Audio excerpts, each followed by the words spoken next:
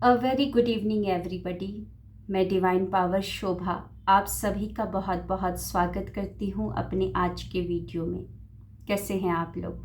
I hope बहुत ही अच्छे होंगे, लाइफ में बहुत ही मस्त होंगे।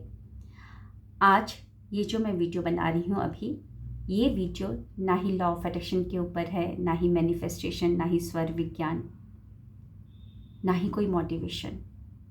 ये तो एक अवेयरनेस वीडियो है। आप सभी को पता है कि मैं लॉ ऑफ अट्रैक्शन की कोच हूँ, मैनिफेस्टेशन कोच हूँ, स्वर विज्ञानी हूँ। मैं पर्सनल सेशंस लेती हूँ। काफ़ी सारे लोग मेरे पास पर्सनल सेशंस की बुकिंग करवाते हैं और जो ग्रुप बैच में जो क्लासेस होती हैं उसमें भी बहुत सारे लोग अपने प्रॉब्लम्स को लिखते हैं, बोलते हैं, डिस्कस करते हैं। तो मेरी एक स्टूडेंट है, उन्होंने अपने रिलेशनशिप को लेकर मेरे से एक बात चर्चा की है। वही चर्चा मैं आज यहाँ पर आप सभी के साथ करने वाली हूँ, क्योंकि मैं चाहती हूँ कि ये अवेयरनेस के रूप में बहुत सारे लोगों तक ये बात पहुँच जाए कि जैसे वो उस पीड़ा में हैं और लोग उस पीड़ा में ना रहें। सो उन्होंने क्या बोला कि मेरे जो हस्बैंड हैं बहुत सारे ऐसे चीज़ें के लिए मुझ पर दोष लगाते हैं जो मैं वैसी हुई नहीं। अगर उनका काम नहीं चल रहा है, बिजनेस नहीं चल रहा है, तो उसके लिए भी तुम जिम्मेदार हो। बीमार हो गए तो उसके लिए भी तुम, कहीं से गिर गए, तुमने कुछ किया है। तो मैं दिन भर रोती रहती हूँ, वही बात मेरे दिमाग में चलती रहती है। मैं उनसे पूछती हूँ कई बार, अरे तुमने ऐसे कैसे बोल दिया, बताओ कैसे, बताओ कैसे। जितने बार वो पूछती कैसे, वो बस एक स्माइल, फिक्स स्माइल लेकर चला जाएगा। और जब ये बोलती कि मैंने नहीं किया, तो वो क्या बोलता है, तूने ही किया है, 100% तूने ही किया है, और स्माइल देके चला जाता है। और मैं दिन भर रोती रहती हूँ, मैं क्या करूँ। सो ऐसे जो इंसान है टॉक्सिक, नार्सिस्टिक, इनकी बातों का कोई सर और पैर नहीं होता है।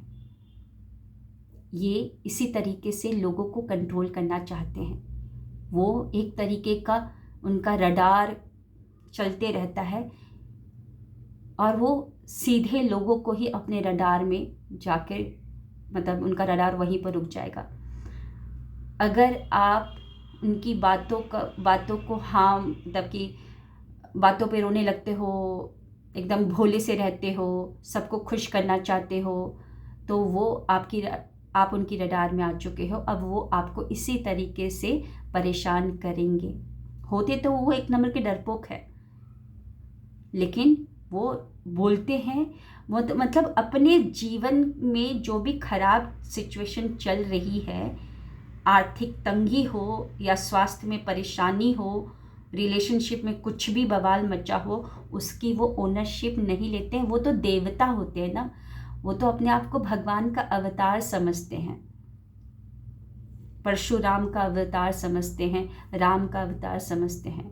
वो कभी भी कोई भी चीज़ की ओनरशिप नहीं लेंगे। सबसे पहले तो वो क्या करते हैं, दूसरे के ऊपर, तूने किया है, तूने किया है। बिजनेस नहीं चल रहा है तो तेरी वजह से नहीं हो रहा है। वो अगर देखेंगे तो दिन रात बैठे रहेंगे, पाकिस्तान का पता नहीं कौन सा वीडियो देखते रहते हैं या कुछ हंसी मजाक का देखते रहेंगे, बस लेटे रहेंगे, लेटे रहेंगे, लेटे रहेंगे, लेटे लेटे खाना खाएंगे, हाथ भी धोने के लिए नहीं जाएंगे वॉश बेसिन में, वहीं पर पिल्लों में पोंछ लेंगे, टॉवल में पोंछ लेंगे, अपने पैंट में पोंछ लेंगे, ऐसे ही घूमते रहेंगे। सीढ़ियों पे से बात करते हुए उतरते हैं फ़ोन को लेकर, लेकिन पैर खुद का फिसला, उधर आप थे भी नहीं, लेकिन तब भी आपको दोषारोपण दिया जाएगा कि तेरी वजह से गिरा, कुछ तूने किया होगा। और लोगों को भी वही फेक बातें बताते हैं, लोगों को भी वही फेक बातें बताते हैं। उसके बाल झड़ रहे हैं, 45-46 की एज में हो गया है, वो बाल झड़ रहे हैं, तो उसके लिए भी जिम्मेदार तुम ही हो कि तूने ही कुछ किया है। मेरे को इतना डिप्रेशन में रख रही है कि वो मेरे बाल झड़ने लगे। देखा जाए तो वो डिप्रेशन में कुछ नहीं है, खुद ही षड्यंत्र रच रच के दिमाग में इतना खुराफात है कि वो गर्मी से उसके बाल सारे झड़ रहे हैं, लेकिन वो कभी भी अपने ऊपर नहीं लेगा ऐसी बातों को। मैन पावर उसका कमज़ोर होते जा रहा है, तो उसके लिए भी तू ही जिम्मेदार है। डायबिटीज़ उसको हो गया है तो उसके लिए भी तू ही जिम्मेदार है, क्योंकि डायबिटीज़ पता नहीं कैसे कर दिया। देखा जाए तो उसकी फैमिली में उसकी माँ को, उसके मामा को, उसकी बहन को डायबिटीज़ है, फैमिली बीमारी है जो उसको भी आ गई है, लेकिन उसके लिए भी वो आप ही को जिम्मेदार देगा। तो ऐसे लोगों की बातों का ना तो सर होता है ना तो पैर होता है। रोने से कुछ होगा नहीं और सवाल करने से भी नहीं होगा कि मैंने कैसे किया, बताओ बताओ बताओ। वो कभी जवाब नहीं देंगे, क्योंकि उसको पता है, वो अंदर अंदर जानता है कि वो उसका सब कुछ जिम्मेदार वही है। बिजनेस खत्म हो रहा है तो उसका जिम्मेदार वही है।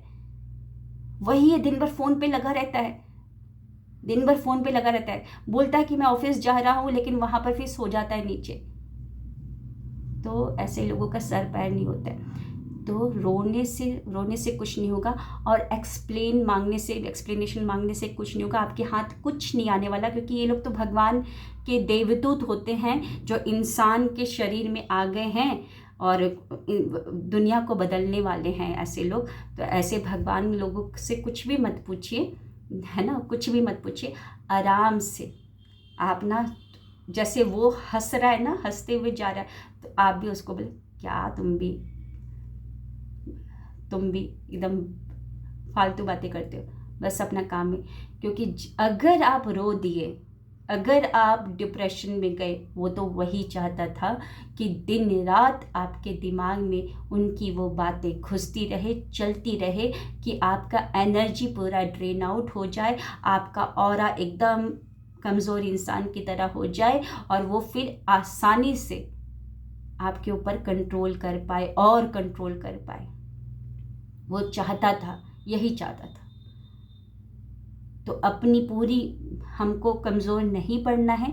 उनकी जो भी बातें हैं उनको बोलने दीजिए, और आप हंसकर side ignore like a pro, इस वर्ड को समझ लीजिए। इग्नोर लाइक अ प्रो, एकदम सुपर वाला इग्नोरेंस आप उनको दीजिए। अगर वो हंस रहा है ना एकदम फेक स्माइल, क्या तुम भी क्या फालतू की बातें करते हो, और कुछ मत बोलना, बस चले जाना वहाँ से।